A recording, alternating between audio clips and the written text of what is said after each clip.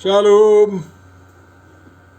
Kita akan merenungkan Evangelium di kebaktian hari kedua perayaan pencurahan Roh Kudus atau Pentakosta tahun 2021, tanggal 24 Mei 2021, yakni dari Roma 8 ayat 1 sampai 8, dibingkai dengan tema kebaharuan hidup oleh Roh Kudus. Mari kita persiapkan diri kita.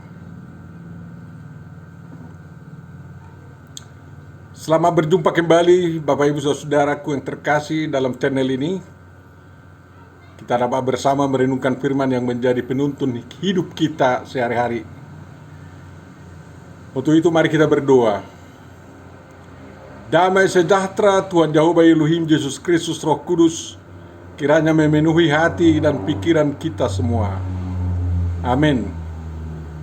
Bapa Surgawi, kami ingin mendapat tuntunan dari-Mu melalui perenungan atas firman yang sampai pada kami pada hari ini. Berfirmanlah ya Tuhan, kami umat-Mu mendengarkan-Mu. Amin. Inilah Roma 8 ayat 1 sampai 8. Demikianlah sekarang tidak ada penghukuman bagi mereka yang ada di dalam Kristus Yesus. Roh yang memberi hidup telah memerdekakan kamu dalam Kristus dari hukum dosa dan hukum maut. Sebab apa yang tidak mungkin dilakukan hukum Taurat, karena tak berdaya oleh daging, telah dilakukan oleh Allah dengan jalan mengutus anaknya sendiri dalam daging yang serupa dengan daging yang dikuasai dosa karena dosa. Ia telah menjatuhkan hukuman atas dosa di dalam daging, supaya tuntutan hukum Taurat digenapi di dalam kita, dan yang tidak hidup menurut daging, tetapi menurut roh. Sebab mereka yang hidup menurut daging memikirkan hal-hal yang dari daging. Mereka yang hidup menurut roh memikirkan hal-hal yang dari roh. Karena keinginan daging adalah maut, tetapi keinginan roh adalah hidup dan damai sejahtera.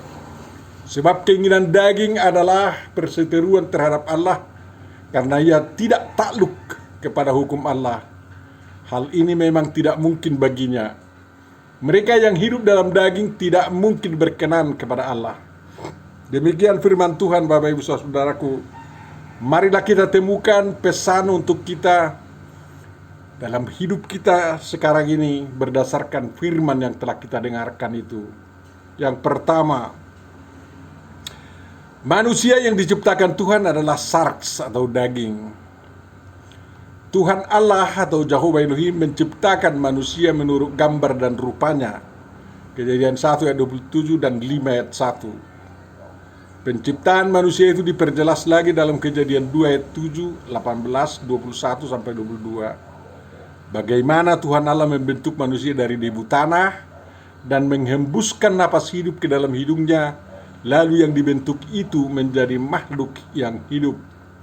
Lalu dari rusuk Adam, Tuhan membangun seorang perempuan, kemudian dibawanya kepada Adam. Adam menyebut pemberian Tuhan Allah itu dengan mengatakan, inilah dia, tulang dari tulangku dan daging dari dagingku. Kejadian 2 ayat 23a.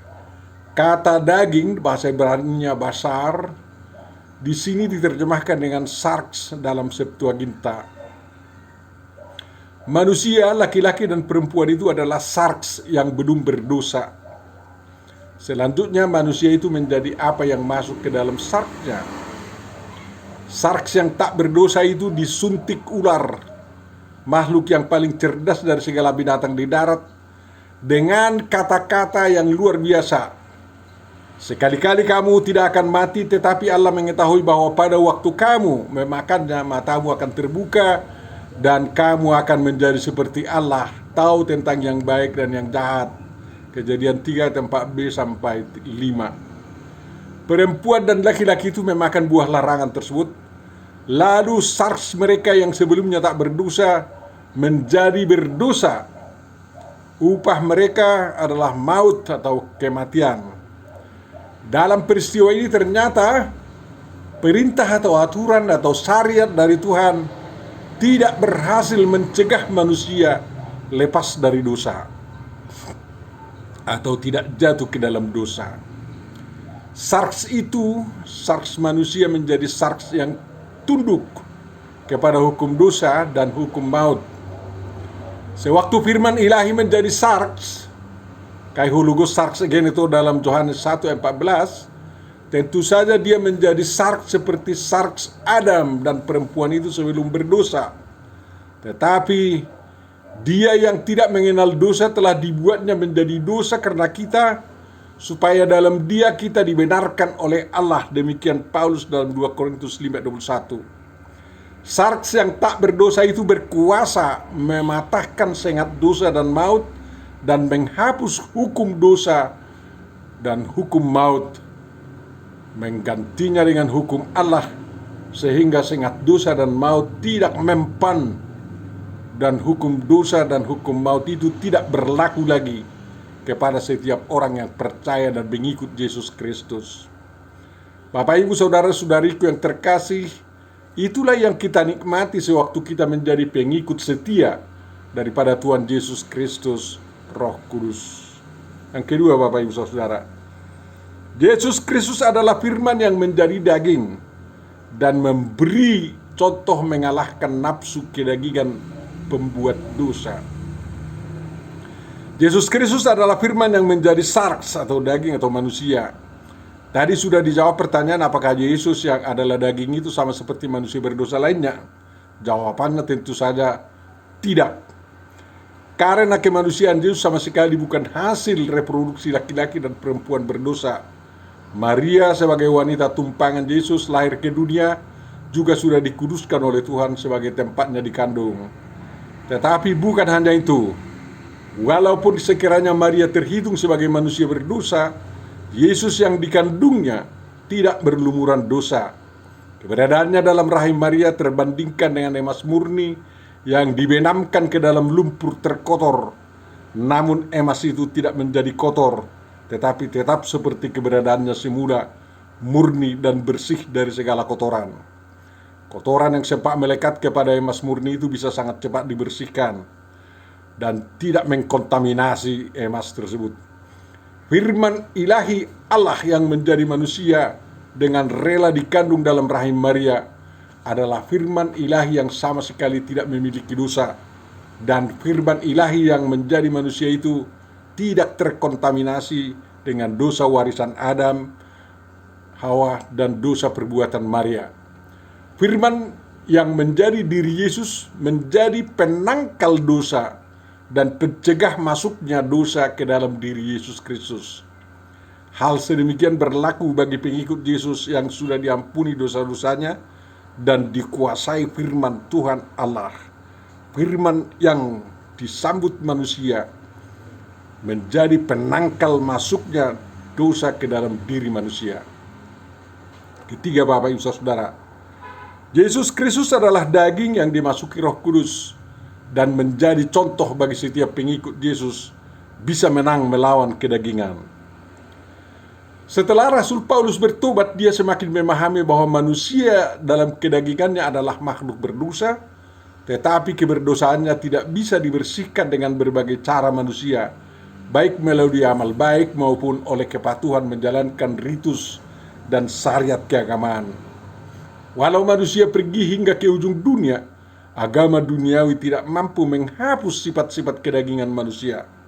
Taurat Musa yang berasal dari Tuhan dan syariat agama yang dirumuskan berdasarkan Taurat Tuhan itu tidak berhasil menghambat nafsu dosa kedagingan manusia.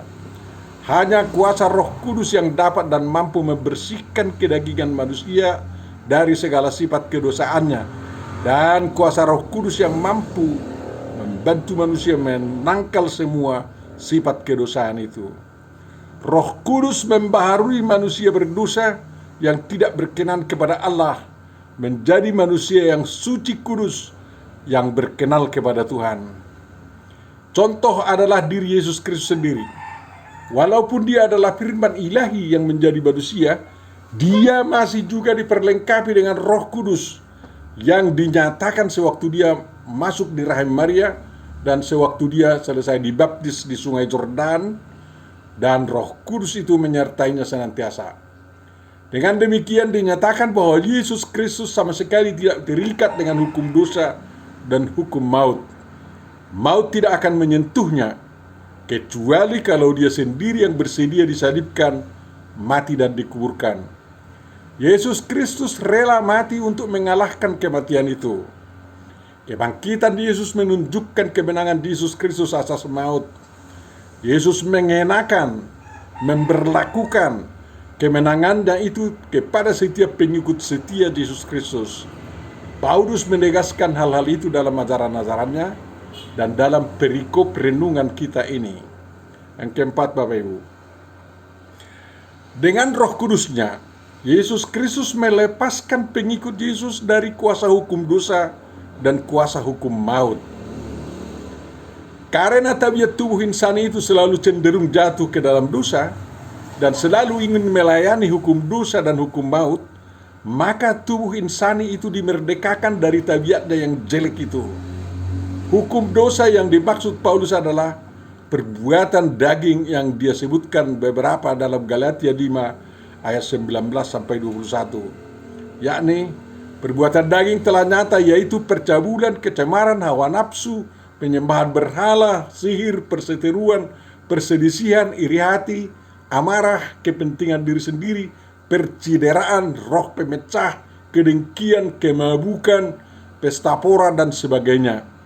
Mungkin ke sana masih dapat ditambahkan korupsi, sebar hoax, bohong, penipuan, pencurian, pembunuhan fisik, pembunuhan karakter, fitnah, pemberontakan, menggunting dalam lipatan, pengkhianatan, dan nafsu serta perilaku jelek lainnya.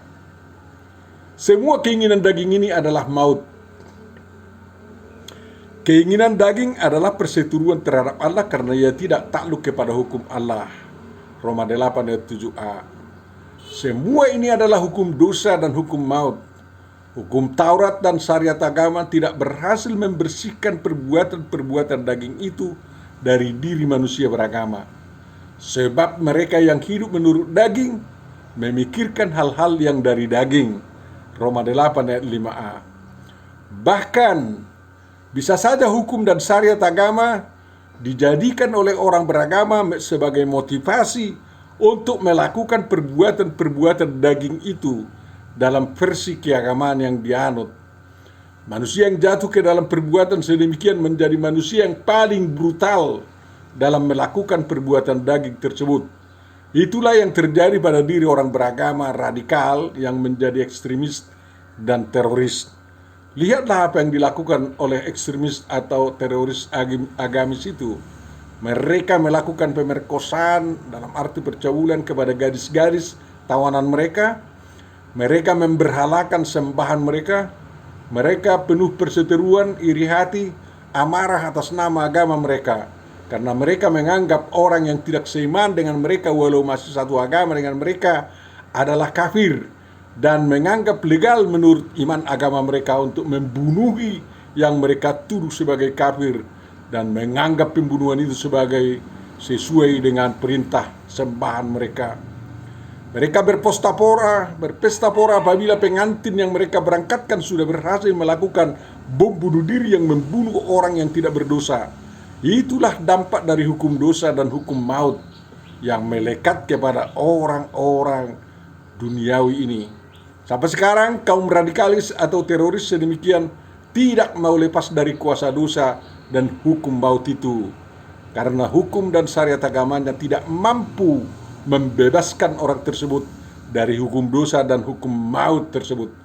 Hanya kasih Yesus Kristus yang mampu membebaskan orang yang sudah sangat dikuasai hukum dosa dan hukum maut seperti itu. Maka datanglah kepada Yesus, saudara-saudaraku yang terkasih. Jangan terus peluk hukum maut dan hukum dosa itu. Tinggalkan itu. Minta kebebasan dan kemerdekaan dari Yesus Kristus. Yang kelima, Bapak Ibu Saudara, Roh yang memberi hidup telah memerdekakan kamu dalam Kristus dari hukum dosa dan hukum maut. Allah sendiri bertindak bukan lagi dengan mengandalkan hukum Taurat dan syariat agama, melainkan dengan jalan mengutus anaknya sendiri dalam daging, yang serupa dengan daging yang dikuasai dosa karena dosa. Kesediaan firman menjadi manusia Yesus Kristus, manusia yang formatnya sama dengan manusia berdosa dan dikuasai dosa, bermaksud untuk bisa mematahkan dan menanggalkan kuasa dosa dari manusia yang sudah menjadi budak dosa dan maut itu. Firman ilahi yang ada dalam Kristus Yesus menjatuhkan hukuman atas dosa di dalam daging. Hukuman atas dosa itu adalah menumpulkan sengat dosa dan maut yang selalu menusuk manusia.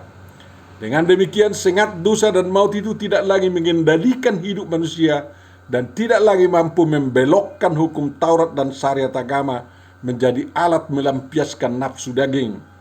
Manusia yang sudah dikuasai firman dan dipenuhi Roh Kudus tertuntun untuk menggunakan Taurat Tuhan dan syariat agama menjadi petunjuk menjalankan kasih kepada Tuhan sejalan dengan kasih kepada sesama manusia. Yesus Kristus memberlakukan yang sama kepada setiap diri para pengikutnya. Itu makanya Tuhan mengisi para pengikutnya dengan firman kehidupan dan dengan kuasa Roh Kudus. Yesus membuat daging atau sarks para pengikutnya menjadi sama seperti sarks atau daging Tuhan Yesus Kristus yang lahir dari rahim Maria. Dengan pertolongan roh dan firman itu, mereka menjadi mampu hidup menurut roh dan firman. Mereka tidak lagi memikirkan hal-hal yang dari daging, melainkan memikirkan hal-hal yang dari roh. Keinginan roh itu adalah hidup dan damai sejahtera. Roma 8 ayat 6b. Kuasa roh bekerja dalam diri manusia untuk membuang semua perbuatan daging yang contohnya telah disebutkan tadi dan menggantinya dengan buah roh, yakni kasih, sukacita, damai sejahtera, kesabaran, kemurahan, kebaikan, kesetiaan, kelemah lembutan, penguasaan diri. Galatia 5 22-23a. Selain itu masih ada lagi, yakni kemerdekaan, Roma 8 ayat 1, keanak-allahan pengikut Yesus, Roma 8 ayat 15-16. Yang 12 ini, yakni buah roh dan keinginan roh serta karya roh yang disebutkan Paulus itu, dapat melenyapkan semua perbuatan daging dari sars manusia dan membuat semua perbuatan daging itu tidak muncul lagi dari sars yang dikuasai roh dan firman itu. Itulah pembaharuan oleh Roh Kudus. Dengan demikian sars pengikut Yesus yang dikuasai roh dan firman tidak lagi seteru Tuhan Allah, melainkan menjadi sahabatnya, menjadi anak-anak Allah yang dikasihinya. Yang keenam, Bapak Ibu Saudara, hukum Taurat bukan keselamatan, melainkan terang yang membuat jalan menuju keselamatan terang benderang. Rasul Paulus sebagai seorang yang hidupnya dulu sangat ketat mematuhi hukum Taurat Musa dan syariat agama Yahudi, setelah ditangkap Roh Kudus atau Yesus Kristus di jalan ke Damaskus, bertobat menjadi pengikut Yesus Kristus. Dia mengalami pembaharuan teologi yang sangat hebat. Sebagai pengikut Yesus, dia mengajarkan bahwa Yesus Kristus adalah jalan keselamatan, bukan lagi hukum Taurat. Dalam Yesus digenapi segala tuntutan hukum Taurat dan syariat agama Yahudi. Paulus membuktikan bahwa kepatuhan kepada hukum Taurat dan syariat agama Yahudi yang sangat banyak itu bukanlah jalan keselamatan bagi siapapun, baik bagi Yahudi maupun bukan Yahudi, yakni umat yang beragama syariat dan yang tidak beragama syariat. Mematuhi semua ritus agama hingga mendapat amal sebesar dunia ini, termasuk amal dengan memberi kurban penghapus dosa, tidak menghasilkan penghapusan dosa kalau Tuhan sendiri tidak berkenan menghapus dosa. Ternyata pengampunan atau penghapusan dosa hanyalah anugerah Jehovah Elohim, Tuhan Allah yang Maha Esa itu dan Maha Pengasih itu. Dan dalam iman Paulus yang sudah diperbaharui, anugerah itulah yang diberikan Jehovah dalam dan melalui karya Yesus Kristus yang dikurbankan sebagai anak domba Allah yang menghapus dosa manusia. Dalam Kristus, hukum Taurat digenapi dan dibaharui menjadi terang yang membuat terang benderang jalan menuju anugerah Tuhan. Marilah kita hidup dalam terang itu, sekaligus menikmati kehidupan yang dianugerahkan Tuhan Yesus Kristus Roh Kudus, Tuhan kita yang Maha Esa itu. 7. Bapak Ibu Saudara, Roh Kudus yang disambut masuk dalam sarks manusia memerdekakan manusia dari hukum dosa dan hukum maut, sehingga tidak ada lagi penghukuman bagi mereka yang didiami Roh Kudus. Kesimpulan kedua, Roh Kudus membuat sarks manusia bersih dari segala perbuatan daging dan membaharui sarks manusia itu menghasilkan buah roh, sehingga roh dan karya Roh Kudus yang muncul dari sarks tersebut. Roh Kudus membuat sarks manusia menjadi berkenan kepada Tuhan sebagai sahabat Allah, sehingga apa yang dilakukannya berhasil dan memuliakan Tuhan Allah. Amin. Mari kita berdoa. Tuhan Bapa Surgawi, terima kasih bahwa Engkau berkenan mengutus Roh-Mu yang kudus masuk di dalam diri setiap orang percaya kepada kami yang mengikut Engkau setia sepanjang hidup kami. Kiranya Roh Kudus-Mu itulah yang terus bekerja dalam diri kami, agar kami tidak lagi condong melakukan perbuatan-perbuatan daging, tetapi melakukan buah-buah roh, yakni kasih dan yang luar biasa demi Engkau dan kerajaan-Mu di dunia ini. Bapa Surgawi, berkatilah seluruh umat-Mu, seluruh gereja-Mu, sehingga mereka dapat bekerja terus-menerus untuk menegakkan kerajaan-Mu yang datang di bumi ini, kerajaan surgawi, kerajaan keselamatan yang telah Kau bawa itu.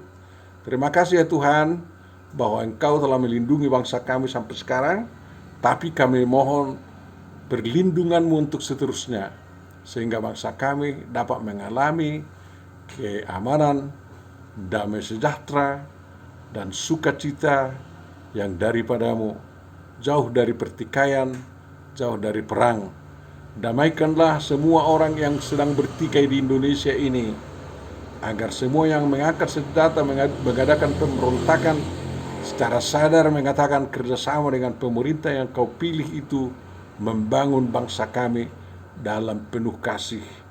Jauhkan rasa diskriminasi atau perbuatan-perbuatan diskriminasi dan rasialis di kalangan bangsa kami, sehingga kami benar-benar bangsa yang bersaudara, walaupun multimajemuk dalam agama, dalam etnis, dalam budaya, dan dalam segala hal. Terima kasih Bapa, kiranya semuanya itu menjadi anugerah-Mu bagi bangsa kami sebagai pekerjaan Roh Kudus yang bersama kami. Sempurnakan doa kami ini Tuhan, dalam Yesus Kristus Tuhan dan Juru Selamat kami. Kabulkanlah itu dalam kasih-Mu. Amin.